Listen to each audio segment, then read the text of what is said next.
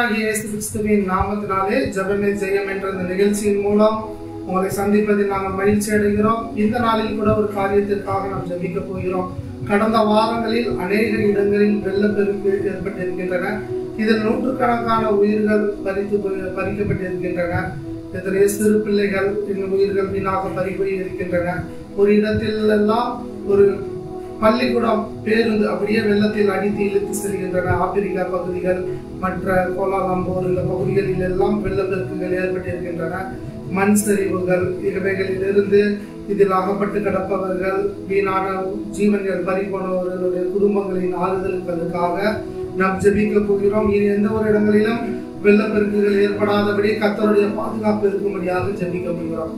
ஏசப்பா, நாங்கள் நன்றி செலுத்துகிறோம். ஆண்டவரே, ஏசப்பா, அந்த வெள்ளங்கள் பாதிக்கப்பட்ட பகுதிகள் எல்லாவற்றையும் சமூகத்தில் ஒப்பு கொடுத்து ஜெபிக்கிறோம். ஆண்டவரே, இந்த கோலாலம்பூர் ஆப்பிரிக்கா பகுதிகள் எல்லாவற்றையும் எங்கெங்கெல்லாம் வெள்ளப்பெருக்குகள் ஏற்பட்டு இருக்கிறதோ எல்லா இடங்களையும் ஒரு சமூகத்தில் ஒப்பு கொடுத்து ஜெபிக்கிறோம். ஆண்டவரே, மரித்து போன சிறியவர்களுக்காக ஜெபிக்கிறோம், வாலிபர்களுக்காக ஜெபிக்கிறோம், பெரியவர்களுக்காக ஜெபிக்கிறோம். ஆண்டவரே, எங்கள் ஜெபம் அந்த பகுதிகளில் ஒரு ஜெயத்தை கொடுப்பதற்காக நாங்கள் நன்றி செலுத்துகிறோம். ஆண்டவரே, யார் யாரெல்லாம் ஆண்டவரை இடிபாடுகளுக்குள்ளேயும் மண் சரிவுகளுக்குள்ளேயும் சிக்கிக் கொண்டு வெள்ளத்தில் இழுத்து கொண்டு ஜீவனுக்கு போராடி கொண்டு இருக்கிறாங்களோ அவர்களை கர்த்தர் நீங்க மீட்டு எடுப்பதற்காக நாங்கள் நன்றி செலுத்துகிறோம்.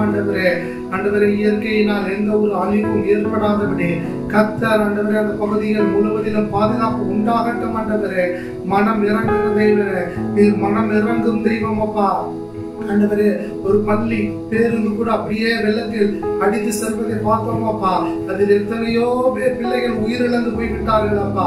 இதை போல் சம்பவங்கள் இனி வெள்ளம் பெருக்கினால் எந்த ஒரு பகுதிகளிலும் ஏற்படாதபடி கர்த்தருடைய பாதுகாப்பின் கரம் தங்கி இருக்கட்டும். ஆண்டவரே, ஆண்டவரே, நோவா குடும்பத்தையும் வேலைக்குள் வைத்து பாதுகாத்ததே போல ஒவ்வொரு குடும்பங்களையும் ஆண்டவரே வேலைக்குள் வைத்து பாதுகாக்கின்ற தயவுக்காக நாங்கள் நன்றி செலுத்துகிறோம் அப்பா. இனி எந்த ஒரு இயற்கை சீற்றத்தினாலோ எந்த ஒரு இயற்கை மண் சரிவுகளினாலோ எந்த ஒரு வெள்ளப்பெருக்கினாலோ யாருடைய உயிர்களும் வீணாக போகாதபடி கர்த்தருடைய கரம் ஒவ்வொருவரையும் மீட்டெடுக்கட்டும். ஆண்டவரே அப்பா, இந்த காரியங்கள் இயற்கை நிமித்தம் அழிவுகள் எந்த ஒரு காரியத்தை வைத்து வருகிறது என்று எங்களுக்கு தெரியாது ஆண்டவரே. ஆனால் நீங்க மனம் இறங்கும் தெய்வம் அப்பா, நீங்கள் மனம் இறங்கும் தெய்வம் அப்பா.